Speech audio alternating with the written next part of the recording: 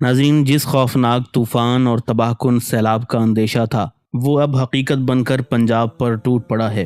صوبے میں تاریخ کا بدترین سیلاب آ چکا ہے۔ تازہ ترین اطلاعات کے مطابق 23 اضلاع کی 1039 بستیاں مکمل طور پر زیر آب آ چکی ہیں۔ سیالکوٹ سے لاہور تک، گجرات سے جھنگ تک اور قصور سے لودھنا تک ہر سمت تباہی ہی تباہی ہے۔ سڑکیں ڈوب گئی ہیں، کھڑی فصلیں برباد ہو چکی ہیں اور انفراسٹرکچر شدید نقصان کا شکار ہے۔ اب تک کی صورتحال کے مطابق پنجاب میں سیلاب کی وجہ سے 30 سے زائد قیمتی جانیں ضائع ہو چکی ہیں، 14 لاکھ سے زائد افراد متاثر ہو چکے ہیں اور ہزاروں مویشی پانی کے ریلوں میں بہہ گئے ہیں۔ کئی علاقے مکمل طور پر کٹ کر دنیا سے بے رابطہ ہو چکے ہیں۔ گنڈا سنگھ اور جھنگ میں مزید خطرہ بھی موجود ہے۔ ماہرین کے مطابق یہ گزشتہ 3 دہائیوں کا سب سے ہولناک سیلاب ہے۔ قصور اور چونیاں کے درجنوں دیہات صفحہ ہستی سے مٹنے کے قریب ہیں۔ آج کی ویڈیو میں ہم آپ کو پنجاب میں سیلاب کی تباہ کاریوں کے ہولناک مناظر دکھائیں گے۔ ناظرین، بھارت نے کئی مقامات پر پانی کا بہاؤ مکمل طور پر پاکستان کی طرف کھول دیا ہے، جس سے صورتحال مزید خطرناک رخ اختیار کر چکی ہے۔ پنجاب کے مختلف شہروں میں خطرے کی گھنٹیاں بجا دی گئی ہیں۔ وہ تباہ کن سیلاب جو مقبوضہ کشمیر میں اپنی ہولناکیاں پھیلا رہا تھا، اب تیزی کے ساتھ پنجاب کی حدود میں داخل ہو چکا ہے۔ سیالکوٹ، لاہور، قصور، نارووال اور پسرور جیسے بڑے شہر اس وقت براہ راست سیلابی خطرے کی زد میں ہیں۔ حتیٰ کہ جنوبی پنجاب کا مرکز ملتان بھی خطرے کی لپیٹ میں آنے لگا ہے۔ سیالکوٹ میں صورتحال نہایت ہولناک ہے۔ بارشوں نے گزشتہ تمام ریکارڈز توڑ دیے ہیں۔ محض 24 گھنٹوں میں 455 ملی میٹر بارش ریکارڈ کی گئی، جو گزشتہ 11 سال کا سب سے بڑا ریکارڈ ہے۔ نتیجہ یہ نکلا کہ گھروں کے اندر پانی داخل ہو چکا ہے، گلیاں ندی نالوں میں بدل گئی ہیں اور لوگ سخت خوف و ہراس میں مبتلا ہیں۔ سیالکوٹ کے قریب واقع ہیڈ مرالا وہ مقام ہے جہاں سے دریائے چناب گزرتا ہے۔ یہاں سے تقریباً 9,70,000 کیوسک پانی کا ہولناک ریلا گزرا، جس کے بعد قریبی تمام دیہات مکمل طور پر زیر آب آ گئے۔ سب سے تشویشناک اور افسوسناک منظر اس وقت سامنے آیا جب پسرور کے قریب نالا ڈیک کا پل تباہ کن ریلے کی نظر ہو گیا اور پانی اپنے ساتھ اسے بہا کر لے گیا۔ اس سانحے نے نہ صرف مقامی آبادی کو خوفزدہ کیا بلکہ لوگوں کے دلوں میں یہ خدشہ مزید گہرا کر دیا کہ آنے والے دنوں میں تباہی کا دائرہ وسیع تر ہو سکتا ہے۔ سیلابی ریلیں تیزی کے ساتھ پنجاب میں داخل ہو رہی ہیں۔ بے شمار خاندان اپنے گھروں کو خیر باد کہہ کر محفوظ مقامات کی طرف ہجرت کرنے پر مجبور ہو چکے ہیں۔ چھوٹے چھوٹے بچے، بوڑھے اور عورتیں کھلے آسمان تلے پناہ ڈھونڈنے پر مجبور ہیں۔ اب جبکہ خیبر پختونخوا پہلے ہی سیلاب کے نشانے پر آ چکا ہے، پنجاب بھی اس آفت کی لپیٹ میں آنا شروع ہو چکا ہے۔ اگر حالات اسی طرح قابو سے باہر رہے تو یہ قدرتی آفت آنے والے دنوں میں ملک کی سب سے بڑی انسانی المیہ صورت اختیار کر سکتی ہے۔ دریائے چناب، راوی اور ستلج پر کئی ہیڈ ورکس قائم ہیں جو ان دریاؤں کے پانی کو کنٹرول کرنے اور زرعی زمین تک پہنچانے کے لیے تعمیر کیے گئے تھے، مگر آج یہی ہیڈ ورکس خطرے کی گھنٹیاں بجا رہے ہیں۔ دریائے چناب پر ہیڈ مرالا سیالکوٹ کے قریب واقع ہے، ہیڈ خانکی وزیر آباد میں، ہیڈ تریمو جھنگ میں اور ہیڈ پنجنت بہاولپور میں قائم ہے۔ اسی طرح دریائے راوی پر ہیڈ جسر نارووال کے قریب ہے، ہیڈ بلوکی ضلع قصور میں، ہیڈ شاہدرہ لاہور میں، جبکہ ہیڈ سدھنیالا اوکاڑا کے قریب واقع ہے۔ دریائے ستلج پر ہیڈ گنڈا سنگھ اور ہیڈ سلیمان کی بہاول نگر میں اور پھر ہیڈ اسلام بہاولپور میں موجود ہے۔ یہ تمام مقامات اس وقت موت کے دہانے پر کھڑے دکھائی دے رہے ہیں، کیونکہ ان کے اطراف میں رہنے والی بستیاں سب سے زیادہ خطرے میں ہیں۔ کہا جا رہا ہے کہ یہ شاید تاریخ کا سب سے بڑا اور بدترین سیلاب ہے، بلکہ ماہرین کے مطابق یہ سن 1988 کے ہولناک سیلاب سے بھی کئی گنا زیادہ تباہ کن ہے، جس نے اس وقت قیامت کے مناظر برپا کر دیے تھے۔ اب وہی قیامت خیز مناظر ایک بار پھر پاکستان کی سرزمین پر داخل ہو چکے ہیں۔ سیلاب کا ریلا گاؤں کے گاؤں نکل رہا ہے، فصلیں تباہ ہو رہی ہیں اور انسان بے بسی کے عالم میں کھلے آسمان تلے پناہ ڈھونڈنے پر مجبور ہیں۔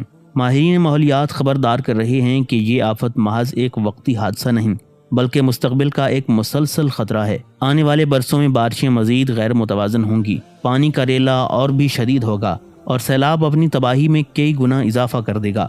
اس سب کا ذمہ دار دراصل ہم خود ہیں، جنہوں نے درخت کاٹ کر، ماحول کو بگاڑ کر اور فطرت کی ترتیب توڑ کر اپنی ہی بربادی کو دعوت دی ہے۔ ناظرین، یہ ہیں سیالکوٹ کے لرزہ خیز مناظر۔ دارائی کا پورا علاقہ مکمل طور پر پانی میں ڈوب چکا ہے۔ مکانات، کھیت اور راستے سب سیلاب کی نظر ہو چکے ہیں۔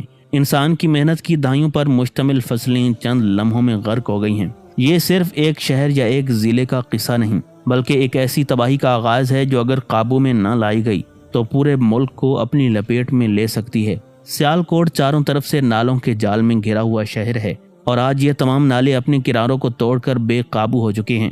وہ پانی جو کبھی کھیتوں کو سیراب کرتا تھا اب گھروں میں گھس کر بربادی کے مناظر پیش کر رہا ہے۔ یاد رہے کہ سیالکوٹ محض ایک شہر نہیں بلکہ پاکستان کی معیشت کی ریڑھ کی ہڈی ہے۔ یہی شہر دنیا بھر میں سب سے زیادہ سپورٹس کا سامان، سرجیکل آلات اور اعلیٰ معیار کی چمڑے کی مصنوعات برآمد کرتا ہے، لیکن آج یہ صنعتی شہر ایک ہولناک آفت کی لپیٹ میں آ کر کروڑوں روپے کے نقصان کا سامنا کر رہا ہے۔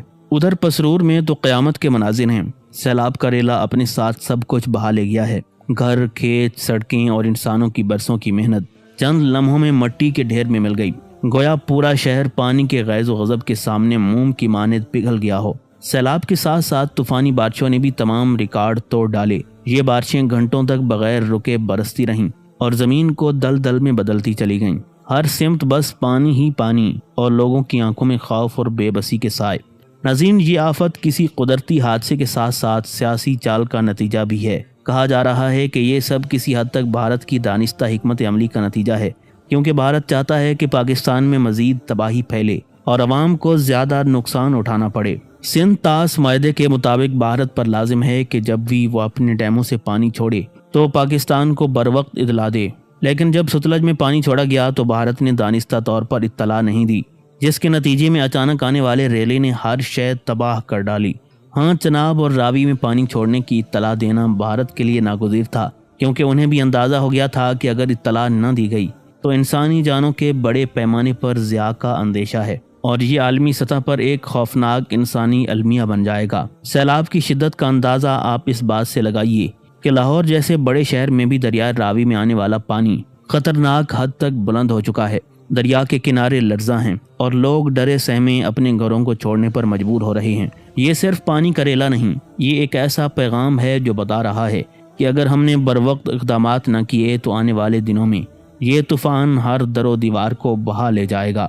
تباہی کا یہ طوفان سب سے زیادہ لاہور میں قہر ڈھا رہا ہے، خاص طور پر وہ ہاؤسنگ سکیمیں جو دریا کے کنارے پر بنائی گئیں آج مکمل طور پر بربادی کا شکار ہیں۔ یہ دراصل ایک انتہائی ناقص اور غلط فیصلہ تھا کہ رہائشی بستیاں دریا کے بالکل قریب بسائی گئیں۔ نتیجہ یہ نکلا کہ آج میٹرو سٹی مکمل طور پر دریا کا حصہ بن چکی ہے۔ اسی طرح پارک ویوز ہاؤسنگ سکیم کے کئی بلاکس پانی میں غرق ہو چکے ہیں۔ لوگوں کو کشتیوں کے ذریعے گھروں سے نکالا جا رہا ہے۔ وہ اپنی پوری زندگی کی جمع پونجی کو اپنی آنکھوں کے سامنے پانی میں بہتا دیکھ رہے ہیں۔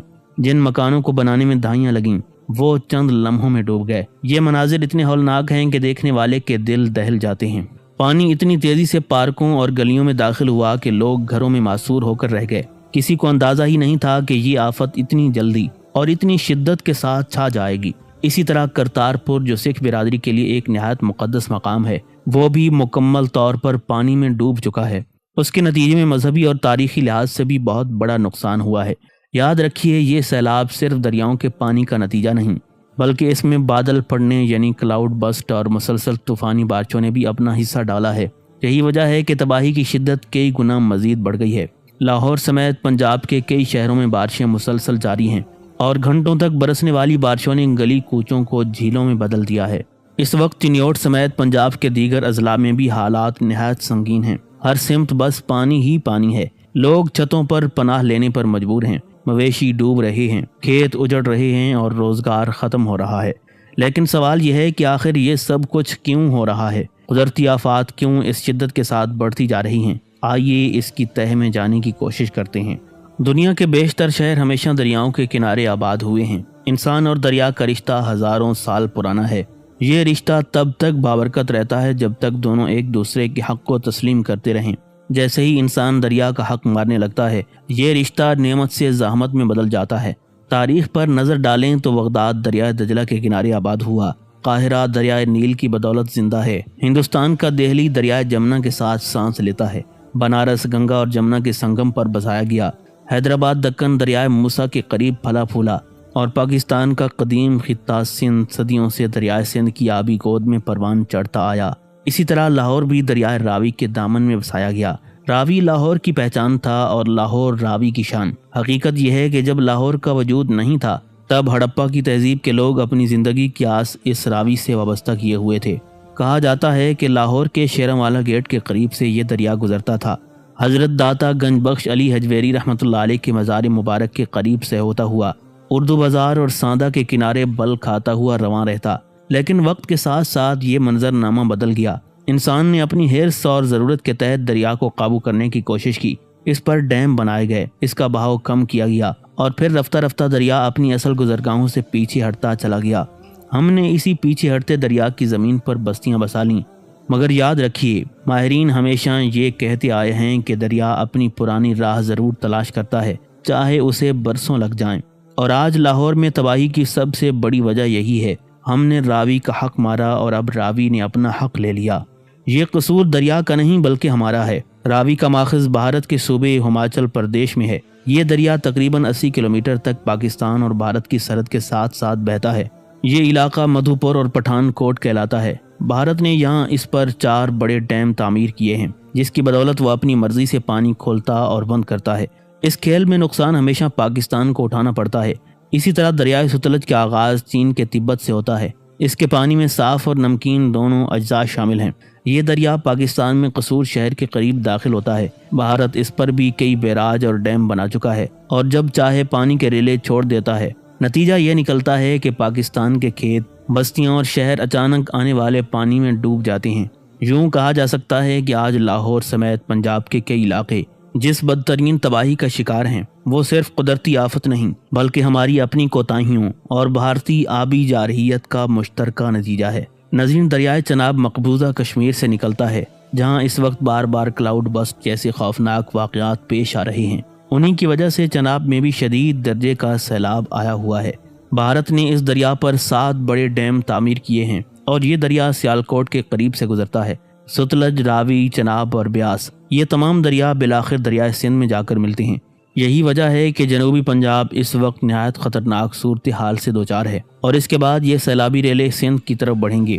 سندھ حکومت اور عوام کو بھی ابھی سے بھرپور انتظامات کرنا ہوں گے، ورنہ نقصان ناقابل تلافی ہوگا۔ ناظرین، شاید آپ نہیں جانتے کہ راوی اور ستلج کے نیچے زمین کے اندر بھی پانی کے بہت بڑے بڑے ذخائر موجود ہیں، جنہیں ایکو فرز کہا جاتا ہے۔ اگرچہ ستلج پر دریا خشک بھی ہو جائے تو ان کے نیچے صاف اور وافر پانی بہتا رہتا ہے۔ یہ اتنے بڑے ذخائر ہیں کہ تربیلا اور مغلا ڈیم میں موجود پانی سے بھی زیادہ گنجائش رکھتے ہیں۔ یہاں تک کہ اگر دریائے سندھ 3 سال تک مسلسل خشک رہے تب بھی یہ زیر زمین پانی اپنی مقدار میں ان کے برابر رہتا ہے۔ سیلاب کی ایک بڑی رحمت یہ ہے کہ ان ایکوفرز کے ذخائر ہر بار پھر سے بھر جاتے ہیں۔ اللہ تعالیٰ نے پاکستان کو بے شمار نعمتوں سے نوازا ہے، مگر ہم اکثر ناشکری کرتے ہیں اور وسائل کا غلط استعمال بھی کرتے ہیں۔ اگر ہم نے اپنی روش نہ بدلی تو آنے والے وقت میں سیلاب مزید شدت اختیار کر جائے گا۔ لہٰذا ہمیں دریائے راوی کے ساتھ انصاف کرنا ہوگا۔ اس کی گزرگاہوں پر جو ناجائز قبضے ہم نے قائم کیے ہیں انہیں فوراً چھوڑ دینا چاہیے، کیونکہ دریا کسی عدالت کے سٹے آرڈر کو نہیں مانتا۔ وہ ہمیشہ اپنی اصل گزرگاہ تلاش کر لیتا ہے اور واپس آ کر سب کچھ بہا لے جاتا ہے۔ یہ آفات ہمیں سبق دیتی ہیں کہ بہتر حکمت عملی اپنائی جائے اور مثبت سوچ کے ساتھ آگے بڑھا جائے۔ یاد رکھیے، اس ویڈیو کا مقصد صرف معلومات دینا نہیں بلکہ آپ سب کو دعوت دینا ہے کہ سیلاب زدہ علاقوں کے متاثرین کی دل کھول کر مدد کیجیے۔ کھانے پینے کی اشیاء، کپڑے یا جو بھی آپ کی استطاعت میں ہو ضرور پہنچائیے۔ اللہ تعالی ہم سب کو ان آفات سے محفوظ رکھے اور جو بھائی بہن پہلے ہی اس مصیبت کی زد میں آ چکے ہیں ان پر اپنی رحمت نازل فرمائے۔